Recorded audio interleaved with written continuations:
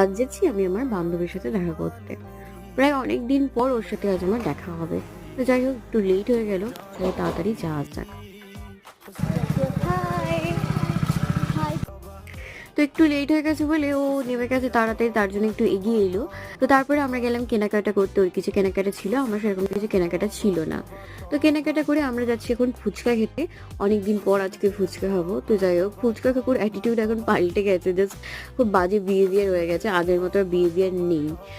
আগেও আমরা অনেকবার এখান থেকে খেয়েছি। তো যাই হোক, তারপরে হ্যাঁ, আমরা পুরানো হয়ে গেলাম গেছে। আর কিছু কেনাকাটি ছিল সেগুলো চলো করতে। বাড়ি যাই। তো সেইগুলো কেনাকাটি করে তারপরে যাবো একটু আইসক্রিম খেতে।